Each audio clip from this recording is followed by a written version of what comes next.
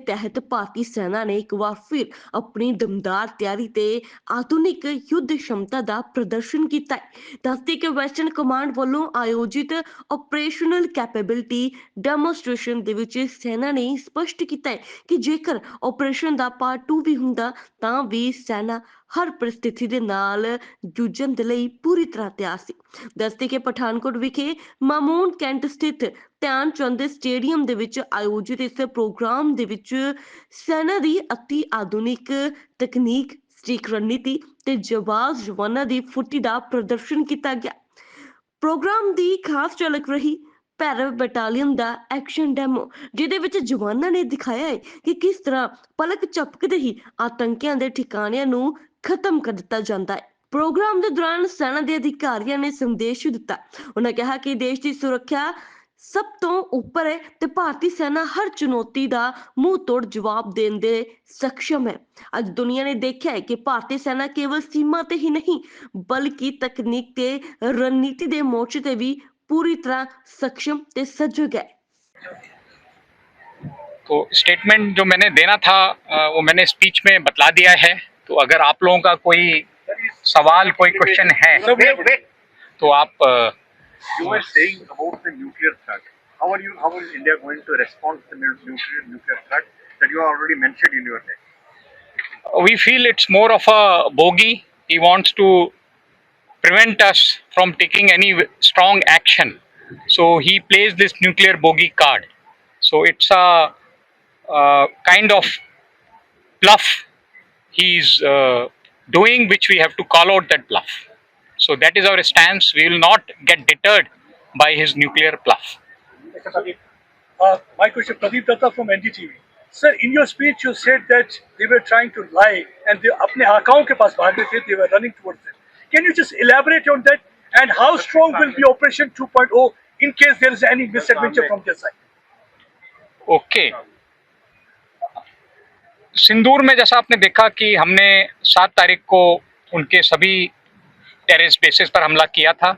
उसके बाद उन्होंने कुछ जवाबी कार्रवाई की और उसके जवाब में जो हमने उनके मिलिट्री बेसिस, एयर बेसिस को जिस तरह से बर्बाद किया, उसके बाद उसने फिर सीज फायर की मांग की। और सीज फायर की मांग सिर्फ डायरेक्टली हमसे नहीं की, हमको लगता है कि और भी देशों के पास उसने अपना ये मैसेज भेजा कि हमें इंडिया से सीज फायर करवा दो। तो ये था, हमारा मानना है कि वो हमसे लड़ाई लड़ने की क्षमता उसके पास नहीं है। जहां भी उसको हम चोट पहुंचाएंगे तो वो कोशिश करेगा कि हम इंडिया के साथ किसी तरीके से सीज फायर हासिल कर ले। How strong will be a response for 2.0 in case there is any misadventure? That was the second part of the question. The response will be stronger than what we have done in Op Sindoor. How much we respond, till what level we go, it all depends on the situation prevailing on that particular day, on that particular time. But we are very sure that we have to respond harsher than what we have done last time. Sir, you said Mr. Pankaj से आपने कहा इस बार जो युद्ध होगा वो निर्णायक होगा। पूरे देश ने, दुनिया ने देखा कि ऑपरेशन सिंदूर में पाकिस्तान को बेहद ज्यादा नुकसान हुआ, लेकिन लॉन्चिंग पैड द्वारा एक्टिव हुए हैं, ट्रेनिंग कैंप द्वारा एक्टिव हुए हैं। ऐसे में सर सिंदूर 2 के लिए भारतीय सेना कितनी तैयार और दुश्मन को क्या चेतावनी रहेगी? नहीं, ये मैंने जो स्पीच दी थी उसमें भी कहा था कि हमारी तैयारी जारी है और हमको तैयारी रखनी है। जैसा मैंने कहा कि हमने उसको बहुत तगड़ा सबक सिखलाया, पर अगर उसको ये सबक समझ में नहीं आया और अपने इंटरनल कारणों से वो फिर लड़ाई के हालात पैदा करता है तो हमको फिर और बेहतर तरीके से रिस्पॉन्ड करना होगा। Sir, you said that Pakistan approached some nations for a ceasefire because the US president has been saying that he was the person who mediated for the ceasefire. Is it right, sir? Cease fire का जो प्रकरण है, जो हमारा पाकिस्तान से बातचीत हुआ था 7 तारीख को हमले के बाद, हमारे डीजीएमओ ने मैसेज भेजा था कि हमने अपनी कार्रवाई पूरी कर ली है अभी हम बात करना चाहते हैं, पर उसने उस समय बात करने से इनकार किया। और उसके बाद जैसा आपको पता है अगले 88 घंटे जो लड़ाई हुई, और उसके बाद उसने फिर हमको अप्रोच किया जब उसके मिलिट्री बेसिस पर बहुत ज़्यादा नुकसान हुआ, तो उसके डीजीएमओ ने फिर हमारे डीजीएमओ को अप्रोच किया कि हम बात करना चाहते हैं, और उस बातचीत में सीज फायर का जो मसौदा था वो तैयार हुआ।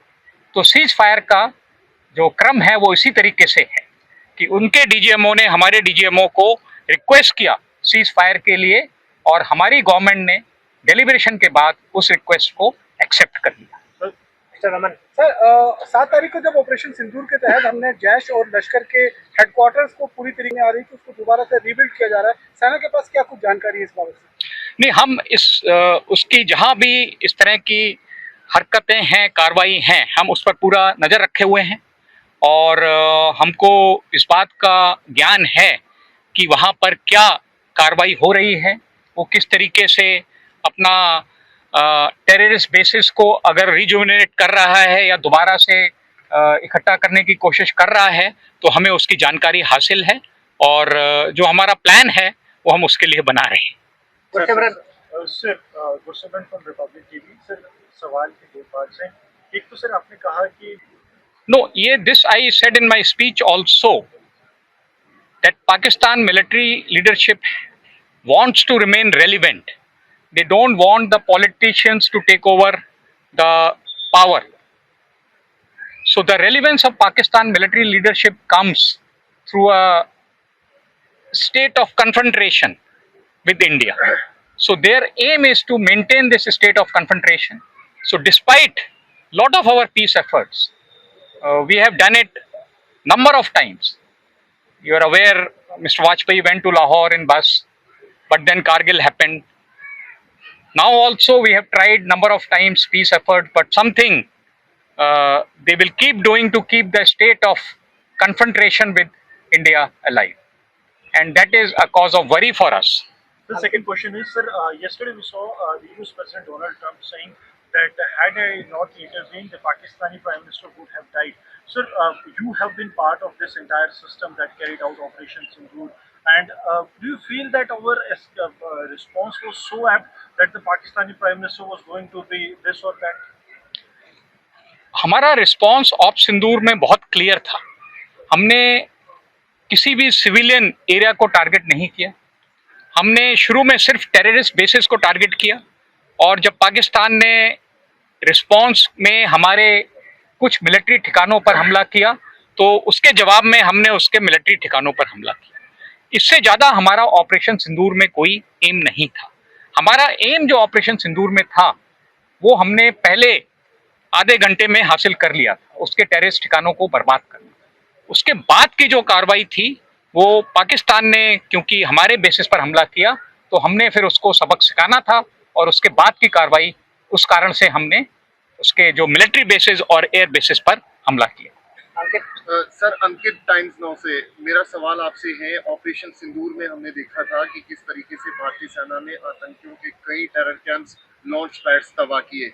अभी अगर आप कोई नंबर शेयर कर सके जो एक बार फिर एक्टिव किए गए हैं आतंकियों की तरफ से, टेरर कैंप्स या फिर लॉन्च पैड्स।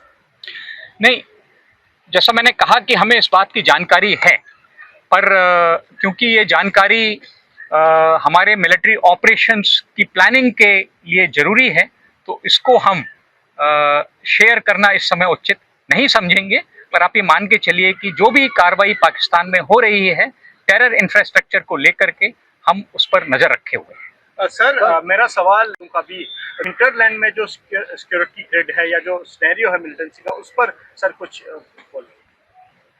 नहीं, आप लोगों ने देखा है कि जो भी मिलिटेंसी के पैरामीटर हैं वो जम्मू और कश्मीर में लगातार नीचे आए हैं। हालात जम्मू एंड कश्मीर में बहुत सामान्य है, पर जैसा कि मैंने कहा कि ये पाकिस्तान की सोची समझी साजिश है कि कुछ टेररिस्ट दहशतगर्दों को भेज करके वो माहौल को बिगाड़ना चाहता है।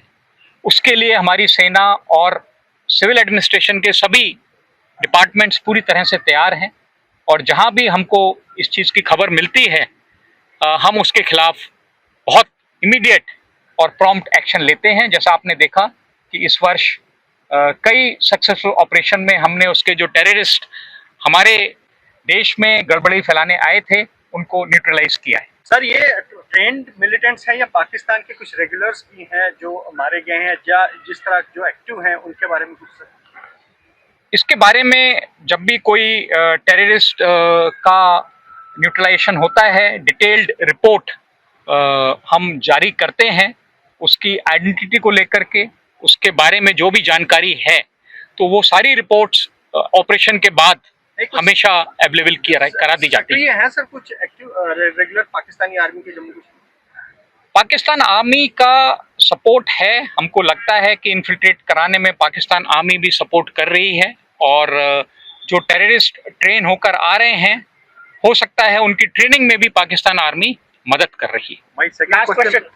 सर 2 क्वेश्चन है मेरे। पहला क्वेश्चन ये है कि आपने स्पीच में कहा कि इस बार अगर ऑपरेशन सिंदूर 2 होता है तो पाकिस्तान के अंदर घुस के जो है वो मारा जाएगा, तो क्या इस चीज़ की प्लानिंग आप लोग कर चुके हैं कि अगर ऑपरेशन 2 होगा तो पाकिस्तान को एक तरह से बड़ा नुकसान आप पहुंचाएंगे? और दूसरा सवाल ये है कि हमने देखा ड्रोन्स जो है उसका इस्तेमाल, इस बार ऐसा लगा ड्रोन वॉर चल रही है। अभी भी पाकिस्तान की तरफ से हर दिन कभी ड्रोन्स की इनपुट्स हमें मिलते हैं। हम कितने प्रिपेयर हैं और क्या आप ड्रोन्स का इस्तेमाल हर जगह बॉर्डर्स पे आप उस तरह हम भी कर रहे हैं उस तरह? Sir can you elaborate on the drone part? अच्छा, ओके। पहला जो सवाल था पाकिस्तान को घुसकर मारने का, वो तो ऑप सिंदूर में भी हमने किया। उसके कई इलाकों को जो कि उसके हार्टलैंड पंजाब में हैं, हमने वहाँ पर एक तरीके से उनके बेसिस को बर्बाद किया। और ऑपरेशन सिंदूर 2 में हम उसको किस तरह से आगे ले जाएंगे, ये एक ऑपरेशनल प्लान है, और आप ये मान के चलिए कि इसके लिए हमारी तैयारी जारी है। और जैसा मैंने कहा कि ड्रोन्स हमारी इस तैयारी का एक बहुत बड़ा हिस्सा है, क्योंकि ड्रोन्स एक हर ऑपरेशन में ड्रोन्स का इस्तेमाल आज की तारीख में हो रहा है। तो हम भी ड्रोन्स में बहुत महारत हासिल कर रहे हैं। You said that many drones have been manufactured indigenously. Can you little elaborate on that? और how many drones were shot down last time? अभी आपने आज के प्रदर्शन में जो ड्रोन्स देखी उसमें ज़्यादातर ड्रोन्स वो हैं जो हमारे वेस्टर्न कमांड की वर्कशॉप्स ने खुद ही बनाई।